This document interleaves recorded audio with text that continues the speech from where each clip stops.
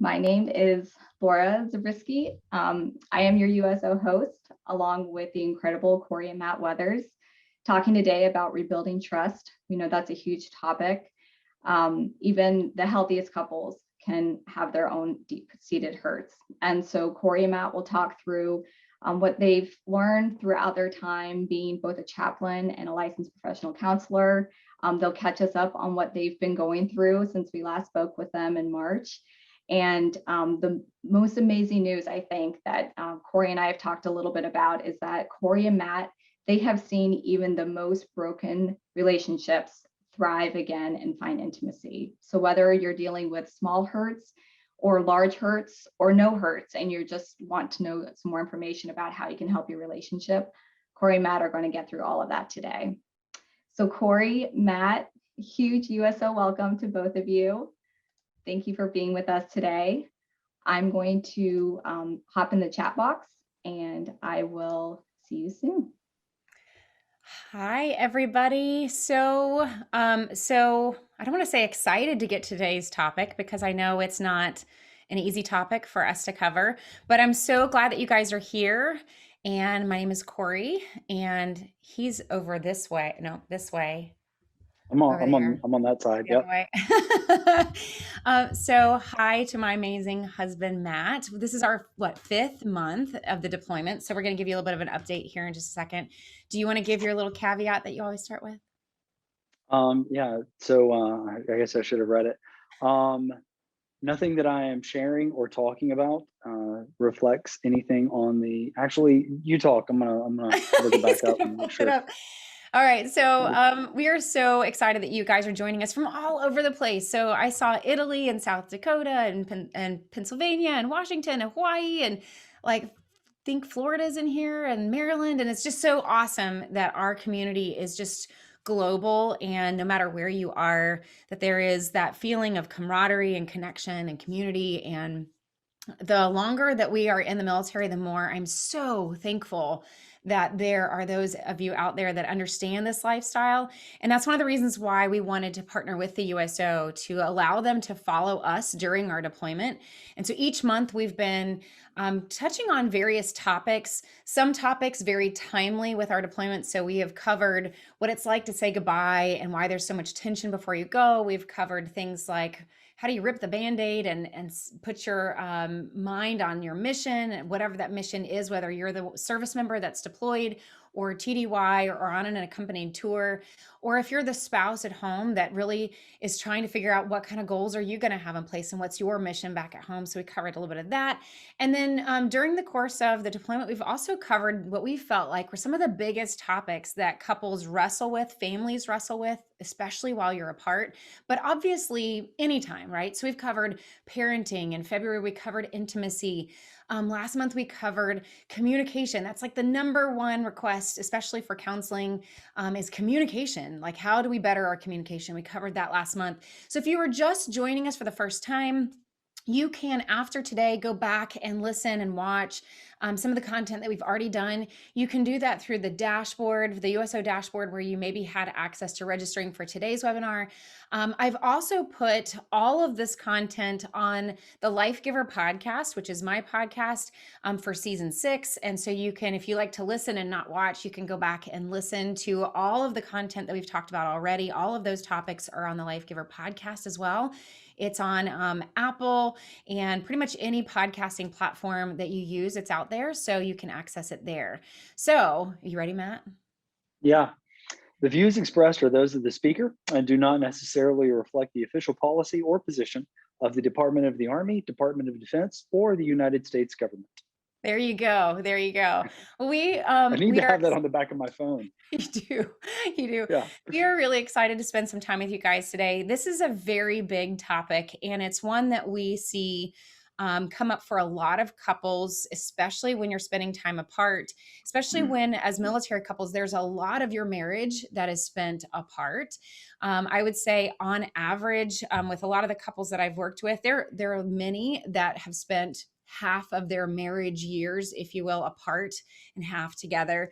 And I just want to say that in our community, that's more normal than not. It may not make you feel better about it, but sometimes I think that we have to stop comparing our relationships with those that are civilian marriages and just kind of look at, this is our marriage, this is kind of what we're going through, and how do we build the strongest connection possible with the lifestyle that we have, instead of kind of looking out the window or across the street and comparing ours to somewhat other couple that's maybe not spending any time apart. And so there are definite topics and issues that are really important for us to cover when it comes to what does it mean to have a strong military marriage and a strong military family. And we knew that this topic, which we see all the time coming into our offices, is definitely a topic that we needed to address. And so I think to start off, Matt, maybe before we jump into such a heavy topic, maybe we just kind of share a little bit of an update of kind of what's happened in the last month or so. It kind of, to me, feels like Groundhog Day. And Yeah. in the last month, it's like, did anything big happen in the last month? I'm not really sure. I know last time we talked, I shared some that I had kind of had a little bit of a breast cancer scare there. And we talked about communication and the struggles for communicating through when you feel like one half of your family, one half of your marriage is going through something significant while you're apart, and watching that and not really being part of it, but you really feel the distance there. So we talked about that a little bit last time. But is there any update that you could share on things that have been on your mind in the last month? No, I've been thinking about it very much as Groundhog Day. It is. So it's just, I mean, there's constant things just constantly change, and so it's constantly trying to get used to change, and trying to deal with a lack of predictability and responsive. And it reminds me of the first deployment where there wasn't so much change as there were for us. It was a substantial combat deployment, so there was a lot of reacting to contact. So after a while of having that, and I think you experienced this back at home too, when you're constantly having to react to things, you're just exhausted. Like, it just wears out your brain, it wears out your spirit, your soul just gets weary. And so you're just like, you have to try and figure out a way to limit those factors that you have to immediately plan around. So yeah, it just becomes exhausting after a while, and you quickly make quick decisions about people and things that you allow into your life that can like influence or impact that. So yeah. And that may be where you're coming from, but I think he's also probably describing me a little bit too. But I mean, I think it's actually a genuine answer of when you get to this marker in your relationships. I see you guys I see your chats, by the way. So please, I think it's Brittany is your name. So thank you so much for that. It's kind, Brittany. Feel free to chat, because I'll pay attention as best as I can to the chat.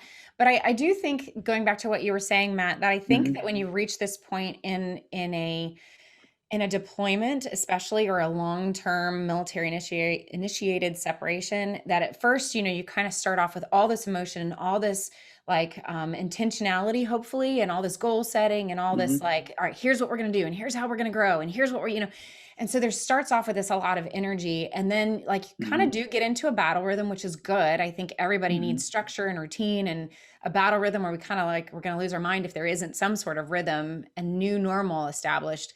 But then I think that it does get to this kind of tiring, exhausting place, especially if that time has kind of come to an end soon, where it does become Groundhog Day. The new normal becomes your new structure, your new routine, but it's not your ideal normal routine and structure that you actually want in your life, right? We don't want to spend this time apart. We don't want to be apart from our family members. You don't want to be missing out on things or watching your family go through difficult things. And so the new normal that you had established to bring some level of peace in your life, I think does become exhausting, because it's not, the new normal is not what you want. You want to go back to the familiar, and the, so I think that's. Well, you miss convenience. You miss the things that are, at some point, you're just, you develop a battle rhythm and you're like, I got to do all these things in this step, in this order, and not forget one step in the process.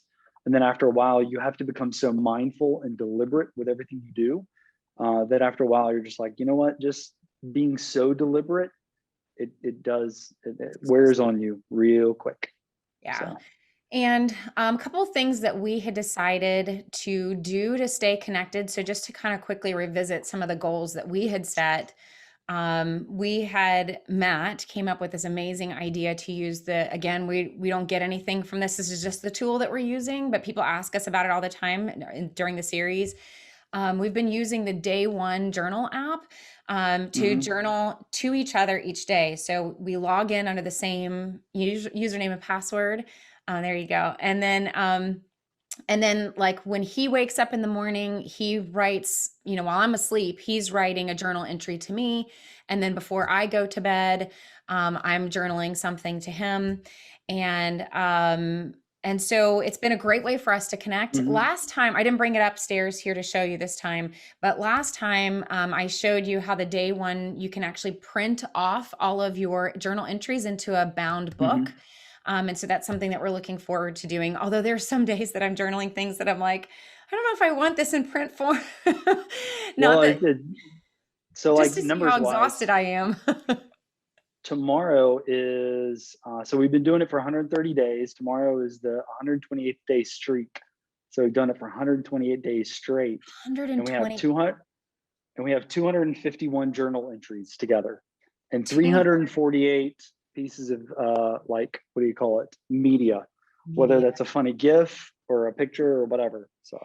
Yeah. And I just want to say about that, because some of you might going, wow, that's a great idea. And somebody else might going, I could not do that, and I just want to say there's, I think, in the middle, right?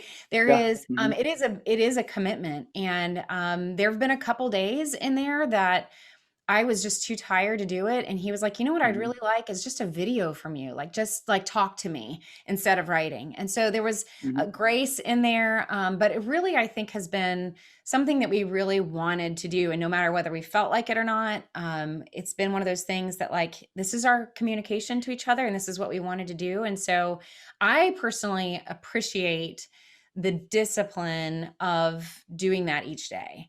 Like, so for example, yesterday, there's been several times actually that I could have gone into the journal and just kind of listed out all the things that I was frustrated with and use it as almost like a personal negativity mind dump. And what I've learned through this process of journaling is, well, first of all, you've mentioned this several times, Matt, where you've written something and deleted it and how that's helpful for an extrovert. Yeah. But I think for me, one of the takeaways that I have is I had the choice to write something negative, not towards you, but just kind of like talking about my day, like you're my person, and instead of doing that, I was like, you know what, this is going to be in print. And do I really want to look back and remember all of that angst? Is that what I want to revisit? And so instead, I found myself turning those days into, instead of going into all of that, I'm just going to list out what I'm grateful for. Like, what did go right today? And that's been a huge learning thing for me. That's been really helpful. So do you want to share what's been helpful for you? Well, no, just the part of being able to kind of get out your crappy first draft and then be able to go, okay, I got that out. I did that brain dump. And I mean, for me, schedule wise, I come in, I drink coffee, I write in the journal, I go grab chow right at 7:30, and then I'll come back and like relook at what I've written and then add something to it, something maybe I thought of when I was having breakfast.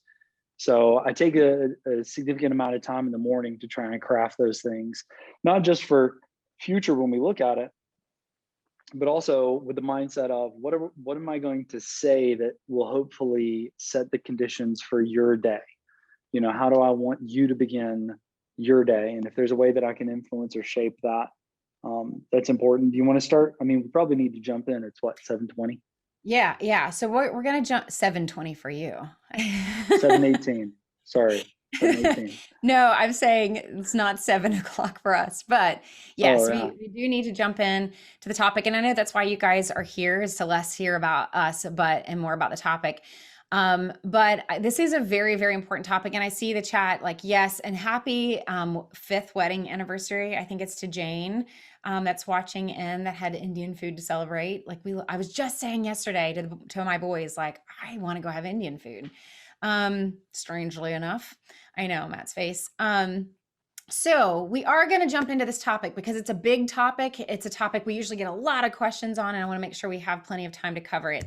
And that is the topic of restoring trust and rebuilding your marriage after wounds. And so, experiencing wounds in your marriage is often the topic that comes into the counseling office, especially after there's already damage that's been done, after there's been a lot of distance created in your relationship. And it's like, now what do we do? Like, can we restore it? How do we restore it? Often I get the question of, is this relationship even worth saving? How many wounds is the magic number of wounds before it's like too far gone to save? And so these are all questions that are, I don't want to say normal, but they come up a lot. They come up a lot. And so I wanted Matt to kind of start off with kind of talking a little bit about, like, we've been married 22 years. I'm Yeah. starting to round forward now. So is it 22 or 23? Like, I know we're It's approaching 22 this year. 22. Yeah, I start rounding, Yeah. like moving forward and saying it's Wow. almost 22. Let's speed it up. But yeah, right. But like, I'm so proud of that. I'm so proud of the hard work that we've put in over the years. But 22 years is at least long enough to kind of have those valleys and mountains in our own relationship, and understanding what it's like to go through tough seasons, to go through great seasons, easier seasons and more difficult seasons. And so I think, what we wanted to start off with is the fact that wounds are going to happen in marriage because you married imperfect people. So Matt, I was going to let you kind of start with that.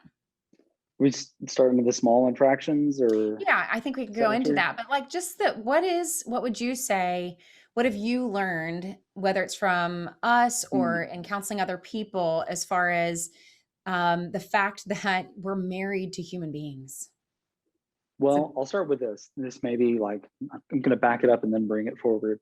Um, One of my favorite phrases is, no man walks into the same river twice, for the river has changed and so has the man. And I think that applies both to men and women, or however an individual identifies. No person walks into the same river twice. And so when I look at marriages, you have two people that are the product of families of origin.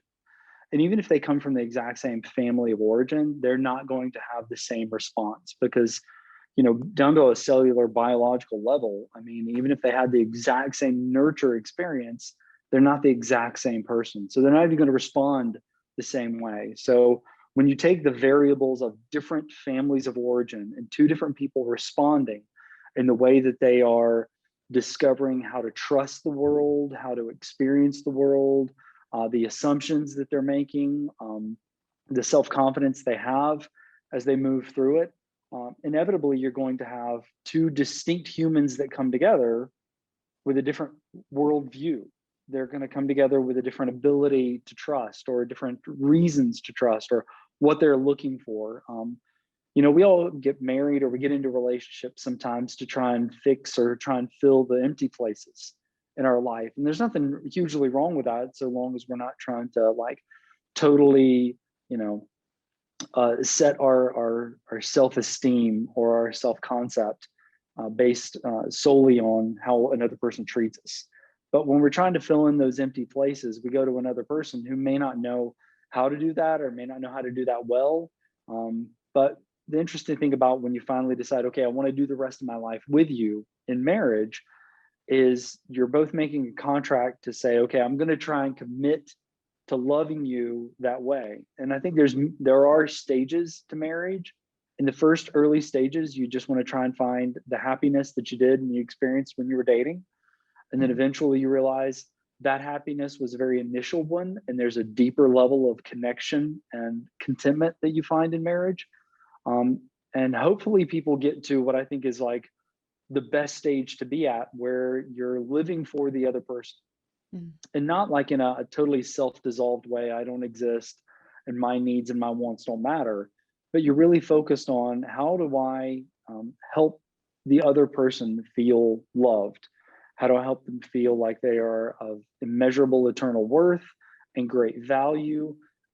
So you're not solely in it for just your own reasons and for what you're getting out of it, but for what you can give to it. And I think it's a mature perspective to realize. But as that entire process goes on, there are battles. There are ways that both people mess up. There are, I know early on for our marriage, there were the insecurities that I was having, frustrations in the jobs I was working at before I came into the Army, and I was bringing the wrong questions to you, Mm. that I really should have been bringing to the job, that the vocation would have asked for me. And in the process, I had a lot of small infractions and large infractions because I was feeling that kind of existential angst of who am I in the world and what difference do I make? And I would take that out on you and ask you to be something that you couldn't be in that moment. And so naturally, when you have those gaps that you're trying to fill and experience the world and try and figure out who you are in the world, the person closest to you is going to feel the kind of the elbows out as you're trying to muscle your way through the world. And you don't mean to do that. It's just kind of the way that you're trying to fumble through the world as a human. And so first off, what I'd say is, if I'm going to sum everything up, is we all mess up. We all have faults and flaws, things we inherited, things we chose to do, things that are beyond our choice that are naturally just we're predisposed to. And we should always have the goal of giving grace to the other person as they grow and mature, and then also being graceful with ourselves. But in a marriage, challenging one another to continually grow in that process.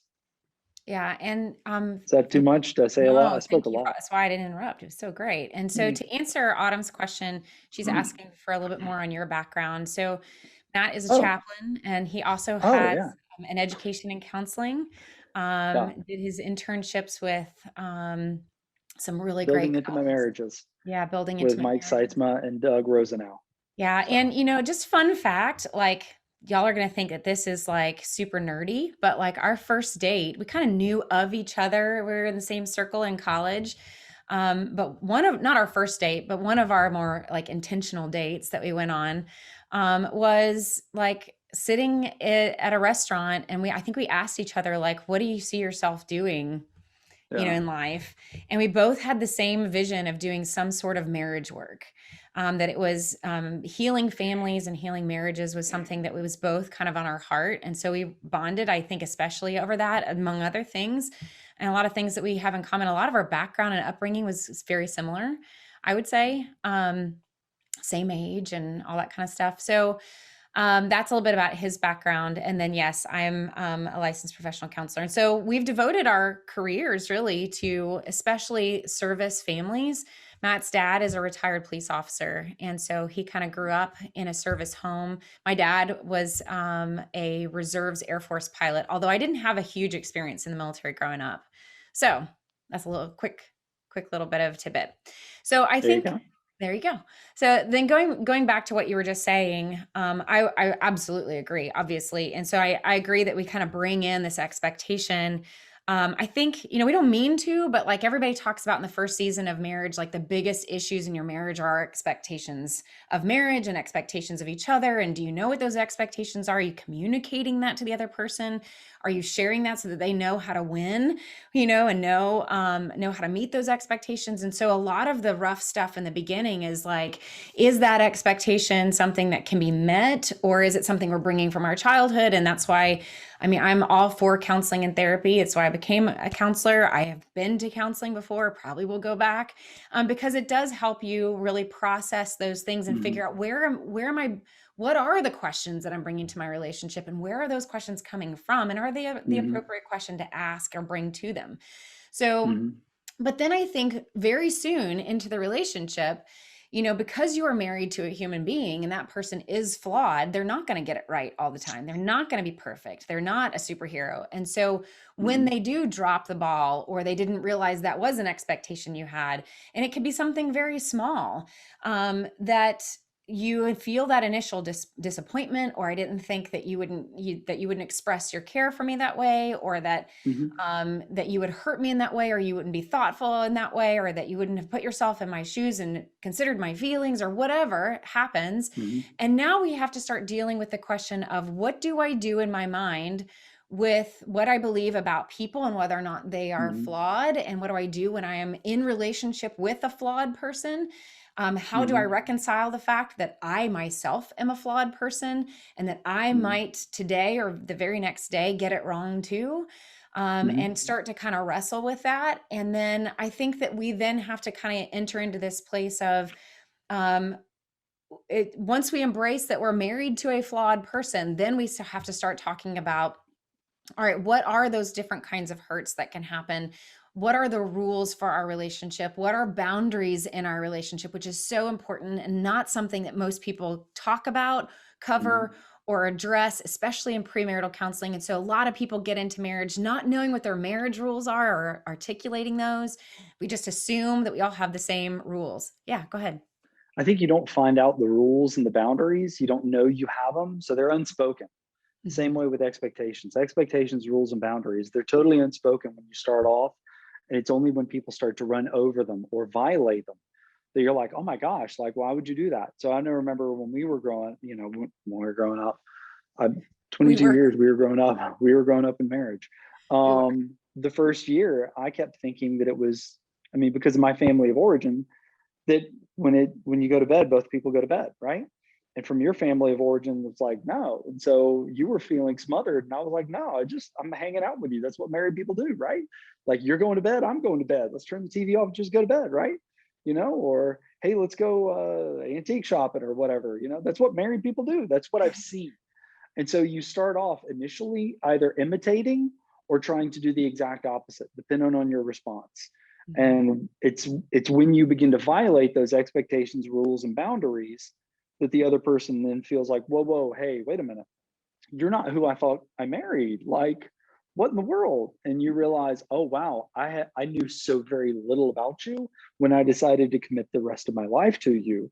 So then you have to decide at that moment whether or not you want to grow and move forward. And you have to make choices to meet the other person's expectation. Well, first off, to talk about it, whether it's realistic, and what their rules and their boundaries are, and then to decide to meet them, or where you can and where you can't, where you can't compromise, you collaborate, kind of thing. So.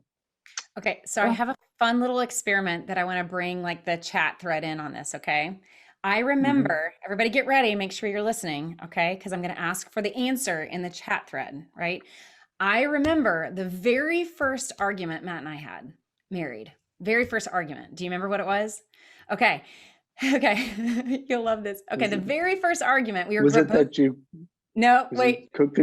You didn't cook the green beans long enough? No, that was probably the second. But it is attached to food because we were both brought up in the South. I'm from Georgia. He's from South Carolina. Oh, yeah. So how many of you guys have ever had banana pudding? Right? Banana pudding, that I know sounds so good right now. It's one of my favorite desserts. Banana pudding, the ones that have the Nilla wafers in it and the banana. Okay, now it's coming in. Everybody's like, heck yeah. Okay. All right. Here was our very first argument because I think it's really good. Do you see the chat thread? It's like, oh my gosh. Now the chat thread is going. We just had to mention dessert. Okay. Here you go. Here was our first. Is that going to be the topic for May? Okay. Here is the argument. You guys ready? And I think this shows expectations and rules, and you don't even realize what you bring into the relationship. Our first argument was, because we both wanted banana pudding and we were going to make it in our cute little apartment, should banana pudding be served warm or cold? Is banana pudding warm or cold? No way. No way. I'm winning. I love this. Everybody's saying cold. Oh, y'all, this is 22 years of redemption for me right now. Look at that, Matt. Warm would be a sin, it says. Oh my gosh. Maybe. Okay. So our first, let me tell you guys, and then we're going to move on to this topic. Stop. How many of y'all have had warm banana pudding? I mean, don't even ask. Okay. This is why this is so important, because we had two totally different. That's what I'm talking about, Brett. That's what I'm talking about, Brandon. Willing to try. Okay. I'm going to use this as a lesson. You got to put a toasted meringue, and you can't put a toasted meringue on top of cold banana pudding. That's true. Okay. Don't even talk to me about it. I want us to break this down and then we're going to get into the topic. I think this is super important because you don't realize these kind of structural kind of rules and things that are important to you when you first come into a relationship. And so my whole experience was enjoying this thing, this dessert, cold. That's all I had ever known. His mom is like the most amazing Southern cook ever. She had her own restaurant, y'all, in South Carolina. So when he suddenly said, like, you have to serve it warm, he had no doubt had a wonderful experience of, I'm talking banana pudding with meringue on top, like really well done. Like, like she probably made that pudding from scratch. It was not the Jello pudding mix, right? And so he had a completely different experience of that growing up. And we got into such an argument over this. We made the mistake of calling our mothers. We made the mistake. We brought the mothers into it. Yes, we brought the mothers into it. We're like, what's the answer? And they did the exact same thing that you guys did. They validated their own personal experience because they didn't want to be a part of what, no, the restaurant's not open. But you can look up now warm banana pudding and make it and you'll love it. And because here's the thing, once I tried it, once I had his experience, it wasn't that I was never willing to have cold banana pudding again. It just means my palate opened, my experience opened, my perspective opened a little bit. And it was like, you know what? I can see why you like warm banana pudding. So here's the thing. I think that's just kind of proving the point that we come in with a different set of rules. And often you don't know what those are until you bump into them. Something happens, an argument happened, hurts happen. And then we have to talk about like, well, what do we believe as a couple? What is it that we are going to stand on when it comes to the bigger rules and values within our relationships? I love that you guys are still going in the chat. Okay. All right. That's a very funny kind of, silly example here, but when it comes to actual hurts in your relationships, hurts can be a big deal and it can cause a lot of disruption in your relationship, a lot of disruption in your intimacy. And I'm not making a joke about that at all. We see couples that go through a lot of what we call a death of 1,000 cuts, of lots of small, what we call small infractions. And so you have a listening guide. If you didn't download that, you can get it later. You can go back to your email and open it up. But a couple of examples of small infractions, so little hurts that can happen.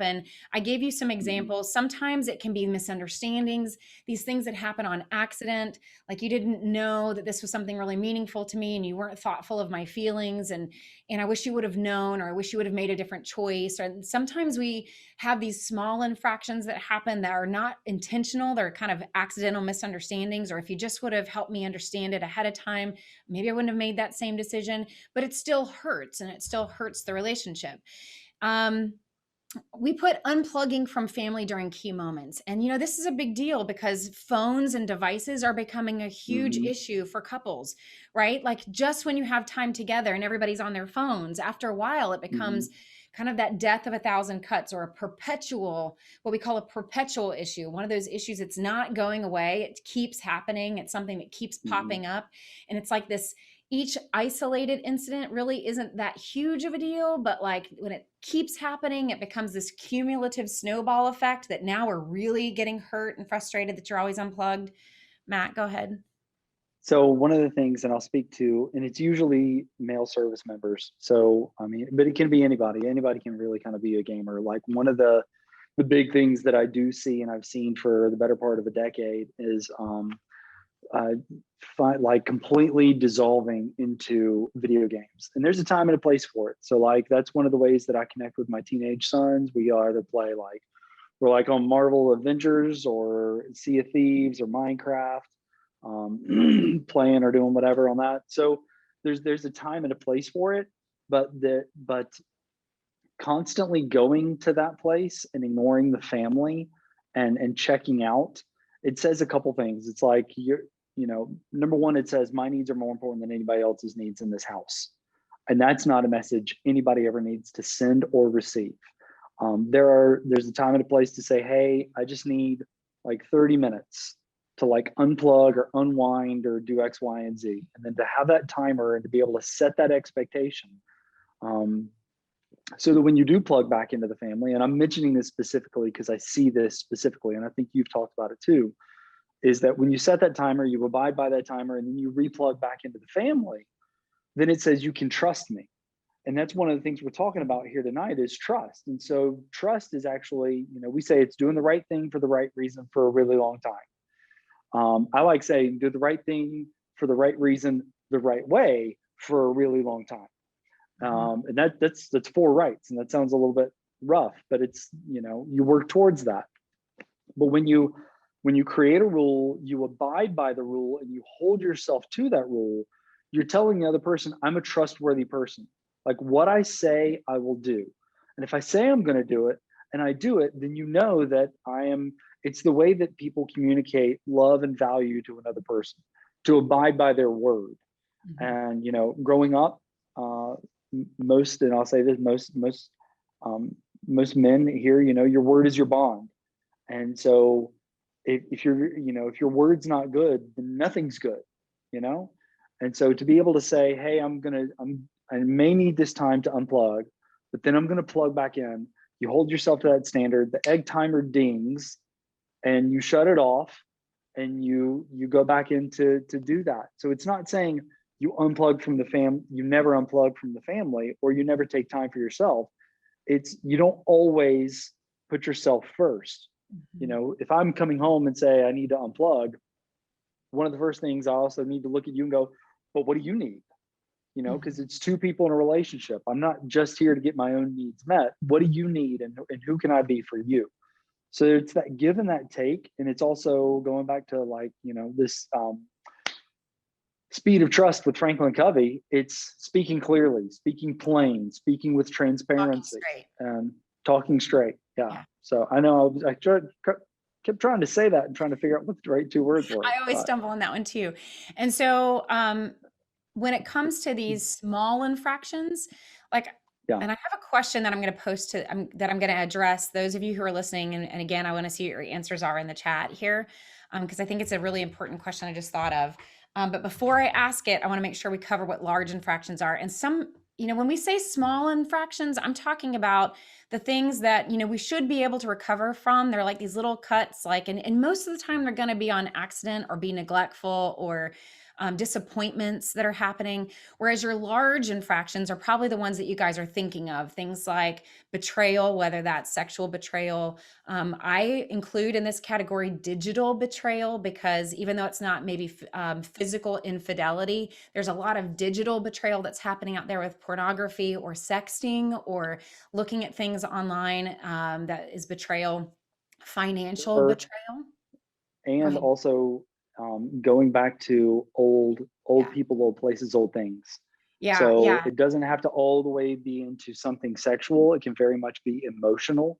So people that are plugging back into former relationships because they're not getting their emotional needs met in the current relationship, or new ones, only to find out, or new ones where they're trying to find their worth in something because they're not getting their emotional needs met at home. Yeah. And so there can be lots of different kinds of betrayal that can happen in a relationship. It's not always just infidelity. I think, I've seen in my counseling practice a lot of different versions of betrayal. Lying and deceiving or hiding information is, we have included that as a large infraction. And I think some people is that a small or is that a large? And I think when it comes down to it, lying is something that if it's a genuine misunderstanding or mistake or something like that, then maybe that's a small infraction. But when it comes down to purposefully deceiving and hiding information and overtly lying about something in your relationship, that comes from a place of difference in values. That comes back to those rules in a relationship. And so when you have one person that is choosing to, I had a conversation with a couple talking about was lying by omission, just not including all the information. Is that considered lying? And so I also want to get to that it can be a disregard for boundaries. So if you're trying to set good boundaries in your relationship and somebody just isn't caring about that or keeps pushing the envelope on those boundaries or isn't honoring your boundaries, and we'll get to more on boundaries here in a second, but that can be a large infraction. If there's no remorse, if there's no accepting of responsibility for the infractions that you've done, that is extremely hurtful. And it keeps you in a relationship where you try to set boundaries, but that hurt is there. It's a deep wounding because you can't move forward until there is a humility there and a willingness to admit wrong and growth that's behind that. And so when somebody is unwilling to express that humility and own that wrongful doing, then that can be a large infraction to someone else. So here's my question, and then I want you to talk while they're giving the answer, Matt. Here's the question I want to ask everybody listening in the chat. Who gets to decide whether it is a small infraction or a large infraction in the relationship? Who gets to decide? Go ahead. What were you going to say, Matt? Oh, when you were saying about expressing remorse, I think one of the key things is, in order to express remorse, you don't have to feel what the other person is feeling yet. Hopefully you will get there over time. You can, because some people have different degrees of empathy. So they may not understand the depth to which the other person was hurt, but you have to be willing to be willing. And in that, I mean, you've got to be able to go, okay, I don't fully understand why that was an infraction, but I'm willing to see what that is, and to not stand the ground and say, the obstinance that we've sometimes heard from other people in counseling sessions, which is, I don't know why you're upset by that. You should just get over that. Why is that such a big deal to you? What's the big problem? I don't understand it. I don't see why that impacts you. And all those are cuts, because what it's saying is I'm not willing to listen why that's important to you. And going back to family of origin, those go back to like our very deep-seated needs that we had growing up that we're trying to get met in a current relationship. So if they're not getting met and somebody's just like, well, I don't see why that's important to you. That shouldn't be important. You should just get over that. That shouldn't matter to you. What they're saying is your needs don't matter. Your personhood doesn't matter. The questions that you're trying to ask. Now, they may not always be healthy questions either, which is why it's great to talk with a therapist, because not all the questions that we bring to a relationship are healthy questions that need to be answered the way that we're expecting them to be answered. So there's a give and take in there. But the person that created the infraction, when you feel hurt, when you feel wounded, when you feel wronged, or somebody has broken trust, the other person, it is incumbent on them to be able to say, okay, I don't fully understand. And this is usually just with small infractions. I don't fully understand why it impacted you, but I'm willing to see things from your point of view. Help me see what you see. Help me understand why that mattered to you. And then as you talk and you open up, you begin to understand one another better. No, I would say I think that's been one of the biggest growth areas in our relationship, is that I remember for years, we kind of had this like debate going on of whether or not intentions mattered. Like, I didn't intend to hurt you, so doesn't that matter? And I would say, I recognized within myself some growth in that, because I so deeply wanted you to see, well, I wasn't trying to hurt you, and I wasn't trying to this or that. And I think it took me a long time to go, it's not working for me to argue my intention. It does matter at some point in the process of just showing you I'm not like intentionally being a hurtful person. But I think a huge growth moment for me was to go, I'm going to set that argument aside and just listen to what you're saying, and own the fact that you personally are hurt. Because if I start expressing my own intentions behind it and what I was trying to do or wasn't trying to do or whatever, I'm making the conversation about myself instead of listening to the hurt or the feelings that you're trying to express to me and bring to me, and let you be the focus of the conversation.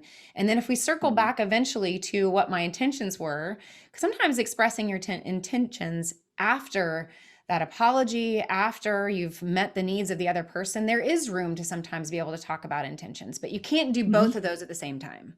You can't. I think whenever we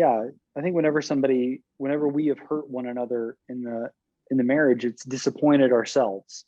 Yeah. So when I've hurt you or you've hurt me, we disappoint ourselves because it's not the ideal self that we want to be or who we're trying to choose to be. And it can become very tempting to want to look inwardly and go, well, who am I? Like, what's wrong with me? What happened to me? What did I just do? And in that moment, we're making it about ourselves, which there will come a time and a place where we need to have that introspection. But in that one moment, we need to be able to have the adult courage to stand up under the weight of the fact that we've disappointed the other person. And we find that if we can deal with, if we can sit in the pocket of having hurt the other person with an infraction and then move forward and listen to the other person, listen to their hurt, take that in, validate it, and then decide to move on, we've actually really patched up the wound much more fast than if we try and defend or deflect or explain, or we're trying to backpedal. We feel like, oh, well, let me try and put a pressure dressing on it, just stop the bleeding. And you're like, no, I need you to see this. I need you to understand it for these reasons. And when the person does, and they're like, oh, wow, you're like, okay, now I feel seen. Because the overall goal in marriage is for somebody to see us for who we are and still love us, challenge us to continue to get better. But that's that sense of like, we can't have real growth if we don't have real vulnerability. So, yeah. So we're already getting some really great questions that I think lead us into this next section of how do you rebuild trust. So we're going to get into what we call trust cups. I'll be right back. It's a visual for how to be able to understand trust a little bit better. So if you are listening to this after the fact through the podcast, you're just going to have to use your imagination as we kind of explain it. This is something that we've talked about for a really long time. And so we're going to get into here in this next little segment, we're going to talk about how do you rebuild that trust? Because I got this great question of what if the other person is willing to be remorseful, but it's hard to trust them because it's a long-term pattern. So that you can hear the perpetual death of a thousand cuts, right? Like it's a long-term pattern and they're remorseful, but we kind of keep going through this thing again and again and again. It's like on loop, right? How do you keep forgiving, right? And so restoring trust does get into the question of like, what is forgiveness? What do you believe about forgiveness? What's the difference between forgiveness and grace? Like all of those questions are really important. And we may not necessarily get to forgiveness versus grace and all that kind of stuff. But I will say that if we do not get to that, in your resource guide and that listening guide at the very end, I included in that resource guide in the resource section 2 podcast episodes. One of them is the strategy for post-betrayal or post-affair recovery, where I walk you as a listener through what's the phases, what's the work that I work with couples on to recover from a betrayal, from especially a large infraction. Because I've worked with so many couples that I've just decided I'm going to put this on a podcast episode and send those couples to listen to this episode, and then we'll come back and be more productive in the sessions. So that is linked in your resource guide. And so is another podcast episode. It's a little bit more faith-based, not like so faith-based that you'd feel uncomfortable with it, but on the topic of what is forgiveness in this whole process and how do you process through that. And so that would be a really important good one. I talk through like the layers of forgiveness, the timing of forgiveness. Is a very complicated question that we may not necessarily get to today. So we're going to get into trust cups here. And normally when Matt and I are together, it's like I can't like pass it over to you. Sorry. I got nothing. But we actually want to give credit where credit's due. And I don't know if I posted this in the resource guide, but just to give credit where credit's due, one of our mentors, Dr. Mike Seitzma, who spends like 80% of his client caseload is post-affair recovery work with couples. He introduced the concept of trust buckets or trust cups. And so we learned that from him. And we will try to post the video of that. I don't know if Laura and Trish could find it. If you look up Seitzma, SYTSMA, trust cups, Laura's on it. She'll post the video. He's got the most soothing counselor voice ever. He's an amazing person, but he goes into a little bit more detail than we will on especially post-affair recovery and what that process looks like with this concept. So Matt, do you kind of want to start off? You do such a good job of explaining trust cups, or can you do it while not holding the cups? Or do you want me to do it? Yeah, absolutely. So the trust cup is representative of our capacity to trust. And when I say capacity, it really is the amount. And that really comes down to 2 things. It's the amount, like how much trust that we can hold in our life for someone else. And it's also the way that that we give and receive trust, and what actually fills that up. So think about this for yourself for a minute. Like, how willing are you to trust?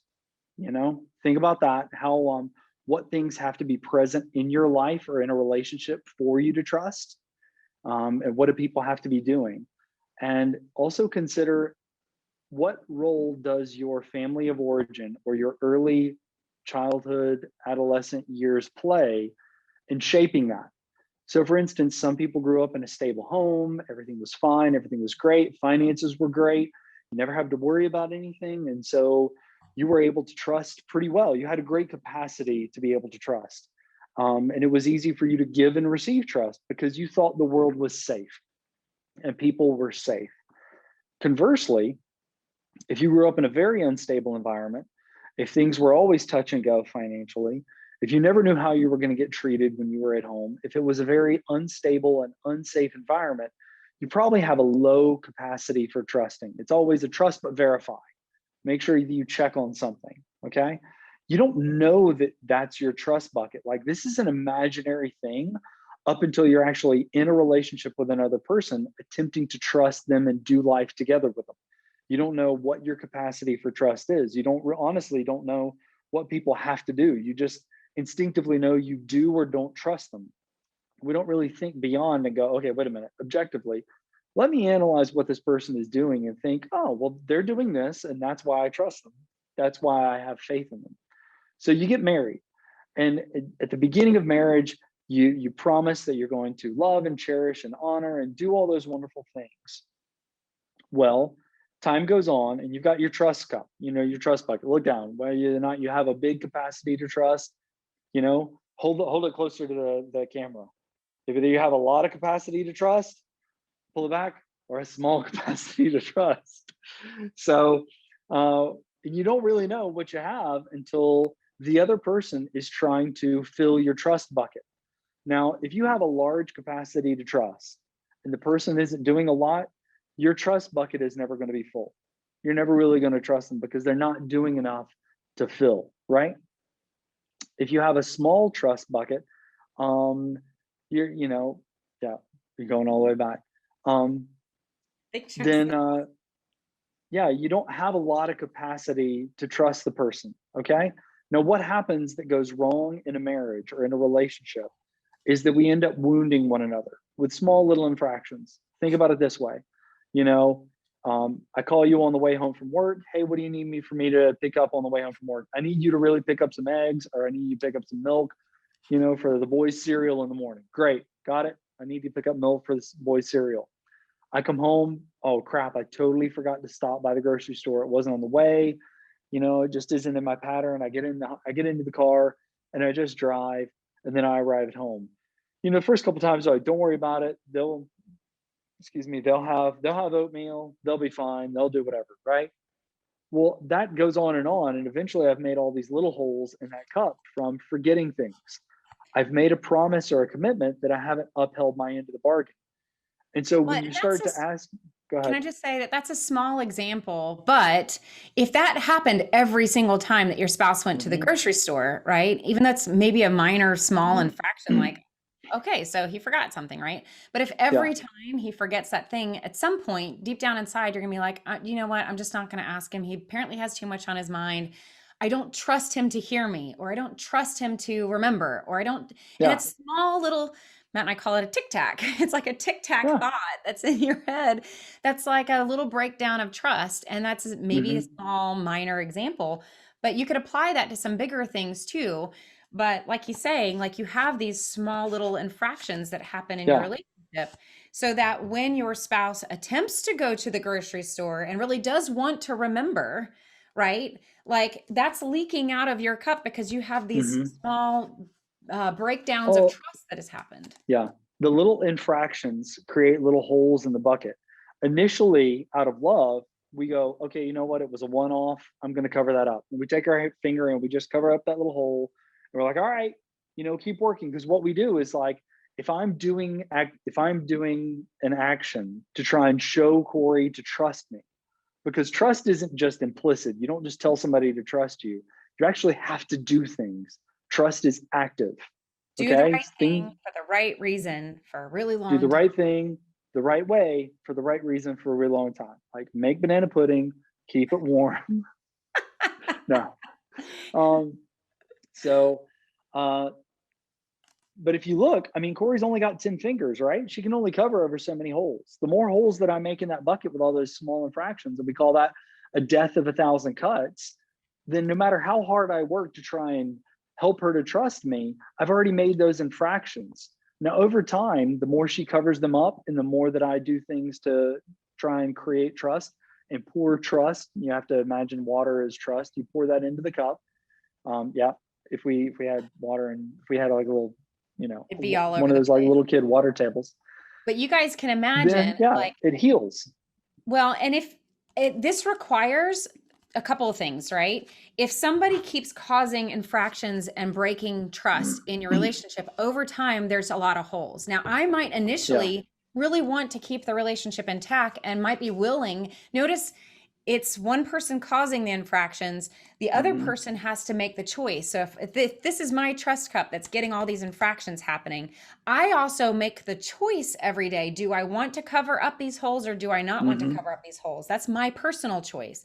And most of us in the relationship are like wanting to save the relationship. Now, I want to pause here. I know that it is the top of the hour. So if you need to leave, it's a lunch break or something like that, please know it's okay that you do that. We're going to finish this up, this explanation of this in the next 5 to 7 minutes. And then Yeah. we're going to open it up to some question and answer because you guys have definitely asked some really great questions. I do see the questions in the question and answer box. So if you do need to go, I completely understand. But if you can stick around for a good 5 or 7 more minutes, we'd love to finish up with explaining this before we get into question and answer. So Okay. thank you. I see that, Melody. Okay, so it is my personal choice on whether or not I'm covering up these holes or whether or not at some point I get so tired and my trust is so broken down that I just don't trust anymore, right? It's starting to really just flow out. And it doesn't matter what the other person is doing. They could be giving me flowers, they could be, saying I'm sorry, they could be doing all these things to try to fill up trust. But if they are, we'll use the grocery store analogy, but if they are not showing that this is an intentional thing that I keep kind of messing up on this, I need to Mhm. show that I can actually remember and follow through on this thing that they're asking me to change or do something better. That I need to be the one that tells my spouse, hey, here's the issue. I tell you what we need from the grocery store, and I feel like you're not hearing me or listening to me or valuing that this is really helpful for me, and this would mean a lot to me if you would remember it and help me out in this way. Because then I'm in an inconvenient spot when you forget, and I found myself just not asking anymore and doing it for myself, and then I'm more tired. And so specifically, this is what you can do to start earning that trust back. If I'm not communicating that, then the other person might be trying to find other ways to build that trust back maybe, but they're not hitting the mark on it. And so that's why Mhm. some marriages get to a place where it's just like, you know what, the trust doesn't matter what that person is doing. The behavior is not being changed. They're not doing the right thing the right way for the right reason for a really long Mhm. time to heal this at all. And that takes communication, everybody. It takes articulating back and forth. It also takes humility for the other person to go, I am so sorry that I have caused that breakdown of trust in our relationship, and I want to do something different. So notice it takes both sides' willingness to show humility and do something different and earn that trust back. And it also takes the other person being willing to choose to put Mhm. your fingers over the holes again and give some time for things to heal and choose to trust by me clearly articulating, here's how you can earn that trust back, right? Yeah. So So, in those, you got to start small in some of those ways. You have to build trust effectively. The other thing, and this is hard to, I mean, you can say this in premarital counseling, but for those of us that have been married for more than a hot minute, we've already shot enough holes in one another's buckets that it's a little too late to go, hey, if you don't want to have to work so hard fixing things, don't break so much stuff, mhm. right? Yeah. And can we just say that if when it comes to large infractions, especially like betrayals, it is literally, this is a very strong cup. I didn't realize how strong it was, Yeah. but it is literally blowing the bottom out of your spouse's trust cup or trust bucket, right? It's not a Yeah. small infraction. It blows out the bottom. So Yeah. until that large infraction is dealt with, until that destructive behavior is dealt with, it almost like it doesn't matter what's happening in the relationship, whether we're saying we're sorry or if we're still doing those things that are, deceitful or destructive, and we're not changing that behavior, then, Mhm. and if we're not actively working on building that trust back, the bottom of the trust bucket is just blown out. And one So of the things that's most damaging when people are trying to recover from infidelity, if they're not doing it with a professional, the person that cheated actually feels great alleviation whenever the affair is done and they have finally come clean because they're no longer carrying the lie or the burden. They're like, whoo, my life as a lie is over. Check that out. I feel like free yeah. because I no longer have to lie to you. Man, aren't we glad that's done? And the Well, other can I person is like, the other person's sitting there like, what? so here's what I want to say about that. Yes. So the person that's what I call the wounding spouse, right? The Right. one who did the infraction, did the betrayal, like Matt says, feels that relief. But especially if that is a surprise to the Hmm. wounded spouse, what I often say is, if they've been deceiving this whole time, let's say I'm just going to on average, let's say 6 months, right? Let's say they've been deceiving Hmm. for 6 months, something has been going on, they've kept it from their spouse, and then suddenly they get caught or something is said or we confess or whatever it comes out. That person has been living that life and living that lie for 6 months, and so they feel relieved now that that lie is out, and they're maybe ready to heal or maybe ready to do something different. Hopefully that's where we're at. But for the wounded spouse, I often say they're back 6 months. Like Hmm. they are behind that healing process by 6 months because it's been going on for Hmm. 6 months. And so they're out of line in the timing of healing. That wounding spouse is 6 months ahead of this other Hmm. spouse who is now shocked and surprised and has to wrestle with something that's happened and may not be in that place yet where healing is even something that they're even ready to talk about, because they've got to go through that level of shock and surprise because the bottom of the cup has been blown out. Right. So when Hmm. it comes to building trust back, and then let's get into some questions here. When Hmm. it comes to building that trust back, again, please go listen to that podcast episode. It's not meant as self-promotion, more just like extra content to Yeah. back this up. But what it first is, it takes the wounding spouse, because it is my choice. If this is my cup, it's my choice on whether or not I am willing to try to heal this or not, right? Because it's my cup, right? So I have to figure out, what am I willing to do? And we always say couples, if they're going to rebuild trust, they need to be all in. And I think this is also on your guide. In fact, I'm going to just screen share here for just a minute. I was going to screen share the trust bucket page, where we talk about building trust or what, but I actually want to go to this other page where it talks about what does it mean to understand trust and also to decide whether or not to rebuild trust. And so, in order for us to decide if this relationship is something worth rebuilding, we both need to decide a couple things. Okay. We have to decide what are our shared values of what marriage really is. And that goes back to what Matt and I were talking about as far as the rules for our relationship. What do we believe about Hmm. what it means to be loyal, what it means to work hard on a relationship? What does it mean to trust each other? What does it mean to, like, how do you define growth and a willingness to grow as an individual? What do we believe about forgiveness? Like, all these questions are really important, and why it's helpful to have a neutral professional that's helping you walk through some of this stuff. I will say that the couples that heal from especially big betrayals do better when they have a professional that is involved. Every time I have a couple that's been working on it by themselves for a year or two, they have had such a slow process of recovery because they didn't know. It was like Swiss cheese. They didn't know that they were missing some very important factors that need to Hmm. be processed and worked through to have growth. And so they find themselves stuck. They kind of are working on it. They kind of have some trust built, but they've missed some important things, and it's like Swiss cheese, right?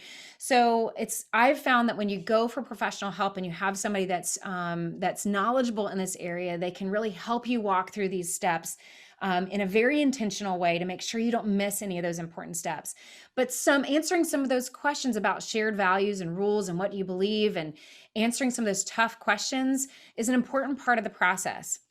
You definitely have to have healthy boundaries in your relationship, because if there is ongoing trust that is destructive, that is happening for a long duration of time, or if someone is not honoring boundaries or not honoring rules in your relationship, it may be with the help of a professional understanding, is this actually more of an abusive relationship? Is this actually something that would be more harmful for me to stay in? And that's an important question that a lot of people bring to the table. You also, that goes into deciding if healing the relationship is realistic or safe. But where I want to kind of camp out on here is that both spouses have to agree that they're all in. And this is a huge important piece to whether they're small infractions, large infractions, is that if a couple both are all in, if there's humility, if there is remorse, if there's a willingness to work on things and grow and have the tough conversations, those are the relationships that make it. But you have to be all in. And Matt, why don't you tell everybody what does Seitzma say as far as large infractions, how long it takes for a couple to heal? For betrayal specifically, Yeah. it's weekly counseling for 3 years. Which sounds like a long time. But It when you think is. about a It's an incredibly lifetime, long time. Well, yeah, I mean, one of the things that people have to think, I mean, you have to begin with the end in mind, and too many people don't. What they're really doing, unfortunately, what happens when an affair happens is somebody is actually acting like a teenager. They're obeying more of an impulse, whether that's emotional or sexual. They're obeying that impulse more than they're obeying their brain. And the brain has to realize, if I do this, I'm going down a road that there's no coming back from. You can't actually backpedal and get back to life as it was before then. And so you really, in order to keep and manage trust, it's a daily activity of making the right choices that don't lead you down bad paths. And that's easier said than done, honestly, because most people get married in their early 20s, and it's, our brains aren't fully formed yet. But if anything, if you're, if you've had a betrayal and a breaking of trust, then having a professional help you through that process can work. Now, the great thing is Seitzma will also say this: he only deals in affairs, and he has an 85% success rate of people that actually come back from broken trust. Now, why is that? Well, because they finally realize, like, all their illusions are gone. mm-hmm.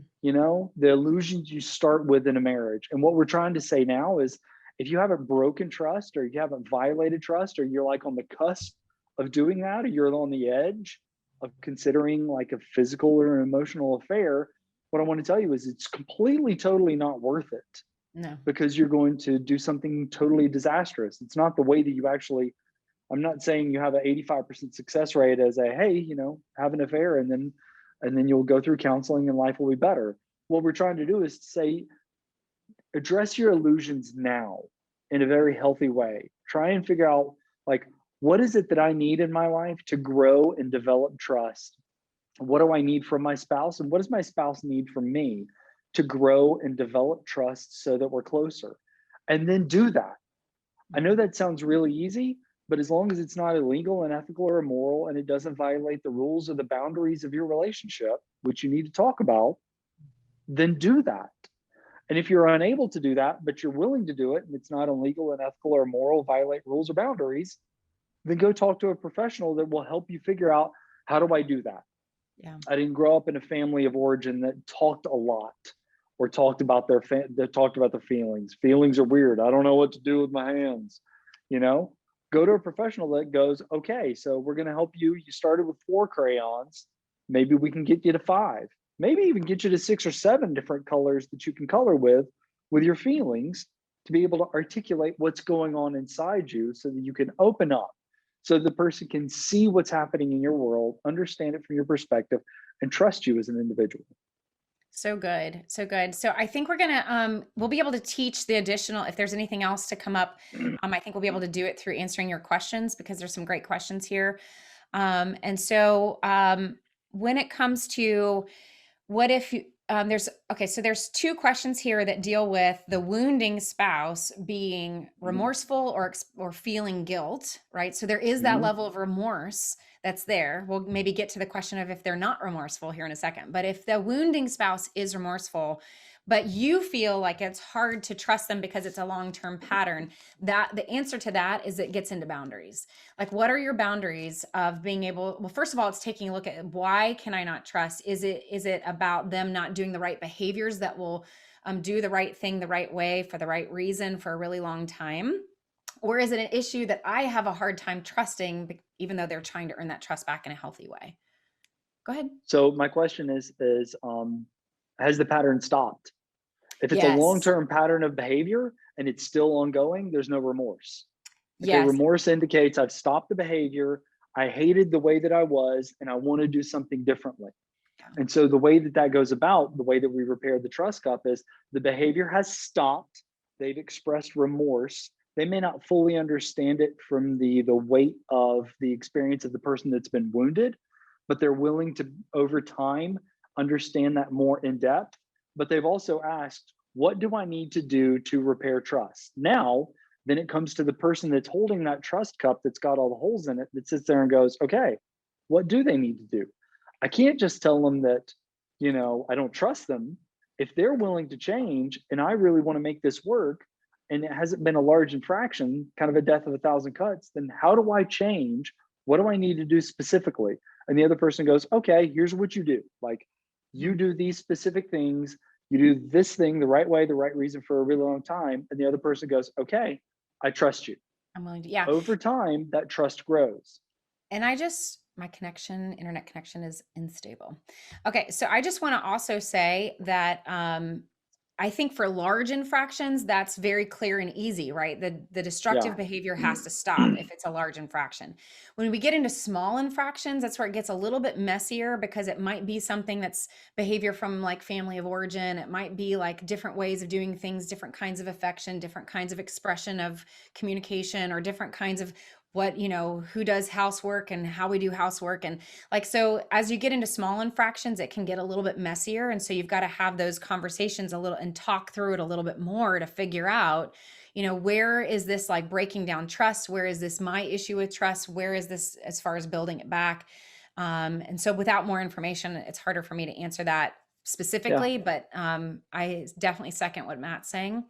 I love this question. How do you help someone get over the guilt of hurting the other person? Like, you've forgiven them for hurting you, but they really struggle with the guilt. Mm. That's a big question. Matt, I don't, because we do have a lot of questions. We could camp out on this one the whole time. But I think my quick answer would be, I think that there's two things going on. One is, that individual's um, dealing with their shame and their guilt. And, Brene Brown talks about the difference between guilt and shame. Guilt is I made a mistake. And guilt is productive. It makes us want to be productive to heal the relationship and do those behavioral changes. And so guilt is healthy and it's productive. Mm-hmm. But shame is I am a mistake and it is not productive. And she calls it the swampland of the soul. And nobody Mm-hmm. can save you from shame but yourself. No Yeah. amount of a spouse trying to like, no, it's okay. You're not a terrible person. Like, is that like that other person has to be the one to pull them out of that shame and go, all right, I'm shaming myself. This is not helping the situation. If I feel guilt, I need to do the right thing for the right reason and pull myself into a better place. On the other hand, I do want to say, though, that we have incredible influence into our spouse's heart and our ability to go, I have forgiven you and I'm releasing you from that. And I'm asking Mm-hmm. you to release yourself too. And Yeah. so we do have influence. We just don't have control over what they're doing. And I think oftentimes that shame and guilt extend for a long time simply because people are shocked that they could do that. yeah, Humans are shocked that they have the capacity to hurt another human until you do it. And then you realize, and then you may have to sit there and go back into your head and go, who am I? Do I really know myself? What am I capable of doing? And when you have that, you actually have to like reorient your entire world and self perspective. So yeah, that takes a minute. yeah, for sure. Here's a great question. Will trust ever be reinstated in a marriage after your heart has been broken? How do we move forward and not look back on the past? That's a big one. Oh, yeah. Yeah. Marriage is all about breaking hearts. I mean, come on. I know it sounds, golly, that's, and I'm not trying to make light of it. Don't hear me say that. We get our hearts broken often, and it's a sign that we love. It's a sign that we've made ourselves vulnerable. It's a sign that we actually have come back into the relationship. The thing is like in our relationship, Corie will break my heart, I'll break Corie's heart, and then we take our broken heart back to the person that broke it and say, can you help fix it? And that person helps to fix that breaking in the heart, and we fix that together, and that's how we grow together. I never expected to finish this life with a heart that was fully intact. No, I think for me, I expect to finish this life sitting next to an old woman, looking at both of our little broken hearts that have been mended over time and go, God, can you believe these things lasted this long? Not with large infractions, but just human misunderstanding, right? But no, it's Yeah. true. It's true. I mean, and again, it goes back to that deeper question of what do you believe about people? And if you expect that people will never hurt you, then you will be surprised every time. And I'll be honest, I was kind of born with like giving people the benefit of the doubt, and people are inherently good, and so when they're hurtful or disappoint me, like I feel shocked every time and I feel hurt every time. And at some point I have to ask myself the question, what do I believe about people? Because if I'm not saying that I should swing to the other extreme and say everybody's hurtful and I shouldn't trust anyone, but if I can walk somewhere in the middle and go, all right, people are flawed and they're gonna make mistakes and they're gonna not know what I needed right when I needed it. And so I maybe won't be quite so surprised and quite so hurt and quite so like devastated and like all of that. So as far as how do we move forward and not look back on the past, I'll kind of share kind of what Matt and I have done for each other. I will definitely say that for women in particular, we tend to have like these annoying pop-ups that will come up in our mind, like that are like the advertisements on your computer screen that come out of nowhere. And it can be this temptation to go back to an old argument, an old hurt. I mean, all of us can be feeling sad and suddenly our brain floods with all the other moments that we felt sad or all the other moments that we felt disappointed by someone. And so it can be tempting to pick up that old stuff and use it as validation for why I should disconnect from you, why I should not trust you, even if some of those things have been restored and forgiven and trust has been reestablished. We may have the temptation to go, see, you did it again. See, like it was never healed in the first place. And so I think if you do have a relationship where you are working and you're growing and you're forgiving each other and the relationship is getting stronger and better in those situations, like I know Matt and I have worked on over the years being able to go, you know what, I'm not going to entertain that. That was in the past and that's not what's happening in the present. And I'm not going to entertain that narrative. There's a narrative, a theme that it's really easy to adopt this theme of my perspective of you when you hurt me. And that doesn't mean that that's what's actually happening right now or true. And so part of it is this internal work personally of going, no, I'm going to close out that window and not entertain that because it's not going to help us move forward. And it's not what's happening right now. And I'm going to address what's happening right in front of us, unless it's a perpetual issue that's not resolved and you guys need to be working on it. But I think it's also, Matt, I think something we've done for each other is there's been moments where one of us might be in that shame spiral or might be in that tough place. And we become each other's battle buddy.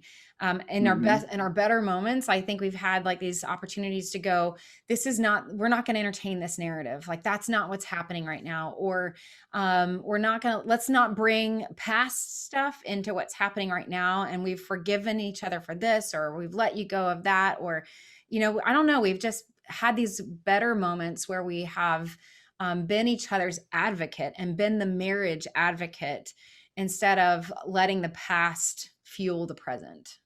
Well, I think there's this important change that happens in a marriage when you're not so interested in who's to blame, and this is talking about kind of small infractions. You're not so interested in really who's to blame, and you see, if and when you see the other person struggling with the damage that they have done, you don't add to it because you don't like seeing them hurt. You actually come alongside them and they're like, wow, you're really hurting because of what you did, right?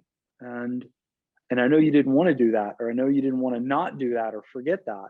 I know you want to be the better version of yourself and that you can't be that right now. So it doesn't make any sense for me to dogpile on top of that. If the behavior has changed, if there's been remorse, and that's all in the past, look how far you've come. I mean, I had this experience in the gym the other day. I remember when right after I had my second shoulder surgery, and I couldn't lift 3 pounds over my head. I mean, I literally was like, like Steve Rogers before he got the super soldier serum, just a 90-pound weakling. And I was like, this 3 pounds is kicking my butt right now trying to lift it. And the other day I was in the gym lifting several times more that. Like, how far I've come. I couldn't have pride in where I'm at now if I didn't think about how weak I was then and the changes that I've made. And that happens in our marriage. I mean, we've reclaimed the broken parts of our marriage by doing what we're doing like right now. Mm-hmm. Like, we give meaning to the first 5 years of our marriage that were extremely difficult by sitting here and being brutally honest that you can survive it and you can actually thrive through it. And then you can have a story to tell other people and be proud of it. Am I proud of the fact that I threw a laptop across our house in Lexington, Kentucky, when we were so broke that we couldn't afford another laptop? No, but I remember that. And I'm like, oh my gosh, that stupid kid that was so angry, that didn't know how to deal with his own frustration and his own anger at failing in marriage. What did he do? And why did he do that? But I can sit there and go, man, I am so far from that kid right now. And I think when you forgive yourself and you forgive your spouse, when the behavior is no longer present and it is long gone, you find this freedom in it later on that actually gives life and breathes life to your current marriage. And it's amazing. So we have some really big questions that we're going to try to answer here that's left with the time that we have left. We only have like 5 minutes or so, and I'm sure that we could go on for, a couple more hours. This is such a big topic, and I appreciate so many of you guys sticking around. And this really shows how big of a topic this is. So I'm going to do the best. Here's what I'm going to do. I'm going to answer a couple of them that were turned in before the event when you guys registered, the ones that I can just answer very quickly. I'm going to go through a couple of those real quick, and then we're going to address the bigger one to kind of finish out that's in the Q&A box. And by the way, I do see the anonymous question about asking for a referral in the area. So if the person who posted that can email me, Laura, if you can let me know, Laura, if you can share that my email with that person. If not, then we'll find a way to do that. Okay. Thank you, Laura. Is going to share, and then I will help you make that referral. But you can also go to the Life Giver directory. It's lifegiverdirectory.com is a directory of clinicians that I've created. And there's plenty in the Texas area that can also do telehealth for you as well. Okay. So to answer a couple of ones really quickly, one of them asked, how long does it take, especially after infidelity, to heal a relationship? We answered that. The average is 3 years of weekly counseling, both people completely 100% in and working on it. There was another question about how does emotional affairs affect your relationship? And the easy answer for that is it's just as destructive as a physical affair, but it's one step away from a physical affair. So it is definitely destructive.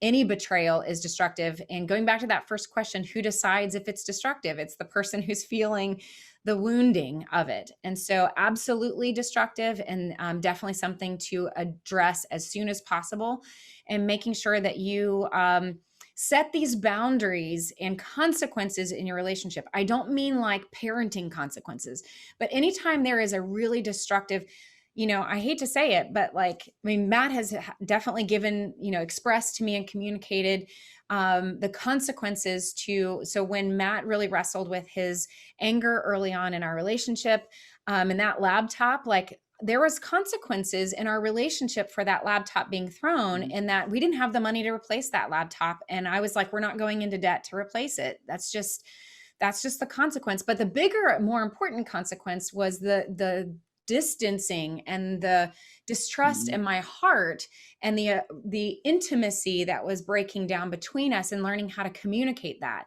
But that ended up being flipped. We've shared this in a previous part of the series too, in that as I started to detach from the relationship because the trust had been broken. This was a cycle, by the way. There was no beginning and no end. So it's not just, Matt started it. It's not like that. And I I think could you say guys I would started it. agree. But as I started to withdraw from him, once he started to actually change the behavior and do something different and do it for the right reason for a really long time, it was time for me to be willing to start trusting him again. But I was staying withdrawn and emotionally withdrawn from him. And so that then started to break down his trust in the relationship, because I am so withdrawn in the relationship that he feels disconnected. He feels like he's doing all the right things. Where is my wife? Like, I thought this is what you wanted, was for me to build that trust back. So are you coming back in this relationship or not? Right. And so I was now the quieter one, but still just as destructive.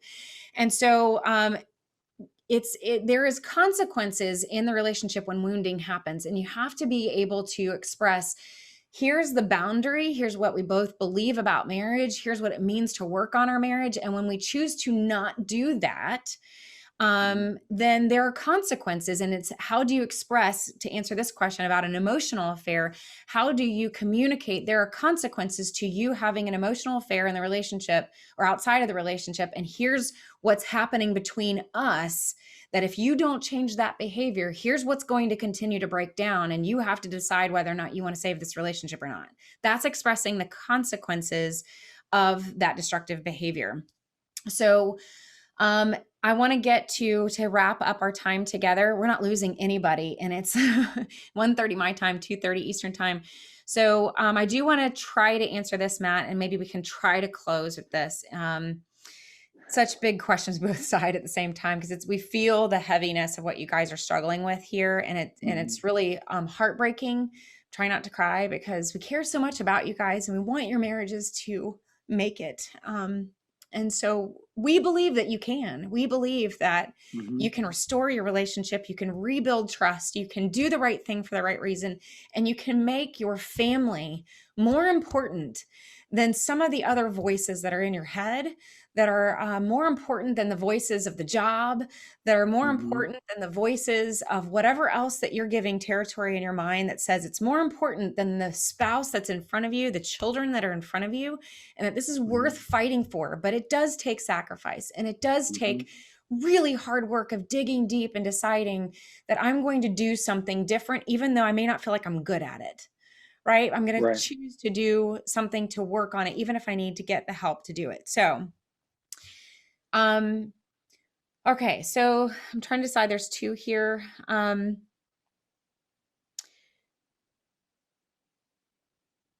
One of them is, how do you move forward when we're doing a lot of the counseling, the work, but you still feel hurt? So it's, how do you let go of the hurt once you've been working on it for a while? So Matt, if you want to think about that for a second.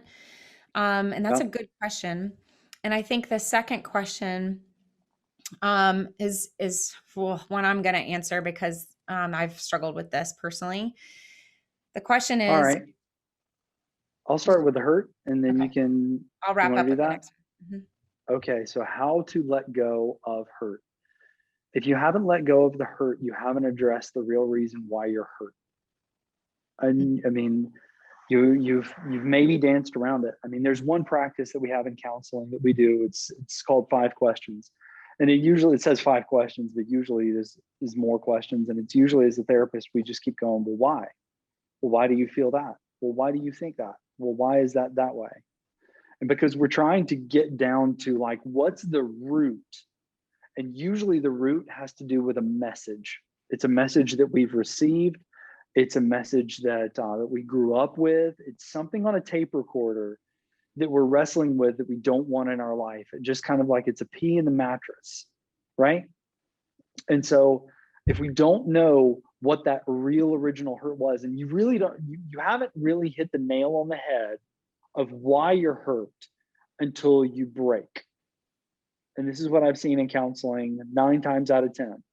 Unless you actually get to a place where you, like, are almost kind of sobbing And I'll say this, you know, and I'm speaking in generalities because I don't know specifically what you're dealing with. Um, but I've seen it often enough, even with soldiers, like grizzled soldiers, where I'm like, well, what does that mean? Well, what does that mean? Well, what does that mean about you? What does that mean? And usually it gets to a place of like, well, I'm unlovable. I mean, huge statements like, you know, he doesn't value me. I'm worthless. I mean, big phrases usually when you finally get to that place, that people don't want to confront that as the lie that they've now got to confront and deal with. Because once you finally get to like the root thing that is that devastating hurt that's all covered up with all the other stuff, once we finally get to that root, then we go, okay, let's pluck this out by the root, and then let's actually plant the good things that are there.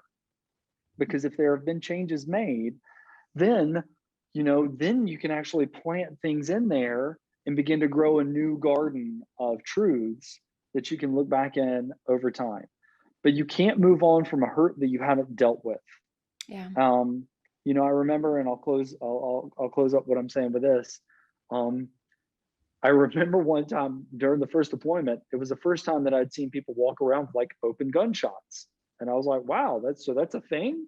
Like, don't you want to sew that thing closed? And they're like, no. We pulled the bullet out and we put something in there that pulls as it's healing from the inside out, that pulls out all the stuff that as it's healing, all the, you know, the bodily Gunpowder. fluids. Oh. No, the bodily fluids as it's kind of like draining and cleaning itself out, you know, that pulls that out. And it's just a little wick and they shove in like cotton in there and then they'll pull it out the next day and shove more in there and it heals from the inside out. But if you sew it shut, it actually festers because it doesn't get to heal from the inside out. So if you're still hurting, it's because you just tried to sew it shut from the outside and be like, look, see, I'm good. There's no bullet hole there. I'm totally fine. But what you got to do is you got to walk around with that bullet hole for a little while. Yeah. When you finally deal with the real hurt of what you're hurting from. And the only other thing that I would add to that is that you may not have been specific enough with your spouse on how they can earn the trust back. And and go back and listen to that episode that I told you about of the stages of recovery, because I clearly address like what needs to happen in phase 1, what needs to happen in phase 2. And when I see questions like that, usually we're in between phase 1 and phase 2, and it's like that Swiss cheese. Something was missed in phase 1 and we're trying to move too quickly to phase 2. And something's not, like Matt's saying, it's not done and needs to be healed. So I can't believe we haven't lost anybody yet. I'm going to answer this last question and then we're going to close. So thank you guys for sticking around. And this is a big question. I think this is going to really resonate with a lot of people. And it's hard for me to answer this, but I think it's a good, important thing for me to end on, because the question is what if the wounding person has always said they're willing to work on their weaknesses, but life, kids, job, whatever keeps getting in the way? Is it a sign that they aren't truly committed to fixing things? And I'm going to answer that because this is something that we've struggled with personally. And this for me, I'll just give the example that this, depending on if it's a large infraction or a small infraction, but in these cases, I think it's small infractions that have perpetually snowballed into what feels like to the wounded spouse a large infraction of, over time, all those holes in my cup, and like you haven't made any of those changes or addressed that this is important to me. And so I will say that I grew up in a largely unaffectionate home, where I kind of spent a lot of time by myself and really kind of just took care of myself. And so coming into marriage, this was a really big struggle for me to extend and learn how to express affection and learn how to really communicate that affection. And it was something that Matt has always asked me to work on and asked me to do better with. And it became, I'll be honest, there was times in our marriage that I would say, you know what, it's just my upbringing. I don't know how, or I don't know this, or I don't know that, or maybe it's just me and you just need to accept me for who I am, or whatever. And I can say from the other person's perspective that it's not about a lack of commitment. There are things that we can genuinely in our story feel stuck in, or not, like Matt said, like the crayons, like the number of crayons, that you can genuinely feel stuck in something or feel like you don't know how to make progress in that area. Or it could be a season that life is really chaotic, or, especially if it's a supporting spouse at home where, I'll say that this deployment has been very challenging for us here at home, where there's been so many times I've gone to do that journaling, and I just am falling asleep while I'm journaling. And it's like not been stress that I've invited into my life. It's just like, this is the season that it is just unrelenting, And so sometimes it is the season of life, and sometimes it's your upbringing and your hardwiring, and all of those can be variables that play a factor. But I can definitely say from my perspective, I'm truly committed. I truly want to make those changes. I truly want to hear what Matt is asking me for, hear what he's asking for me to grow through, be willing to show that growth. But it does have to come down to my willingness to do what I can to make what changes I can, whether that's seeking that professional help or reading the right books or taking those risks to try, or whether it's communicating that I am trying, but this is what's happening today and it genuinely is a season, but here's how I'm going to show I'm trying in these other ways. I think I can definitely express to you that even in this deployment, Matt has overwhelmingly, in the most loving way, extended so much grace to me that I can't even express how life-changing that has been for me, for him to extend that grace and just say, I see you having a rough season, and so I'm going to be patient with you through that.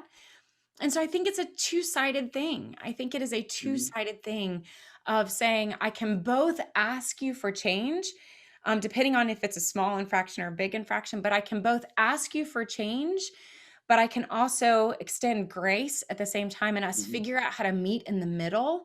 But I will tell you, Matt and I could share with you from experience that please be careful with your words and be careful with each other's souls, that we can actually, in the process of trying to figure out the middle and getting it right and getting the other person to meet our needs, and like in that process of figuring that out, we can also do a lot of wounding to each other in trying to figure that out. So I think if we could say anything to you guys, to be graceful with each other, be loving in your asks, go and get professional help if you need to figure out how to communicate those things in kindness so that you don't do more damage in the process of figuring it out. So Matt, would you add anything as we close? You have a great phrase about keeping your side of the street clean. And so we all move through different seasons of when we have to grow. And it's never, I mean, if you're both growing through the same season, that can be tough. But you have to recognize and be graceful when it's not when you've done your growing and now you're kind of in a waiting season while the other person's growing. You don't wait with resentment in your heart. You wait with grace in your heart because the other person was waiting while you were doing your growing, while you were doing your changing.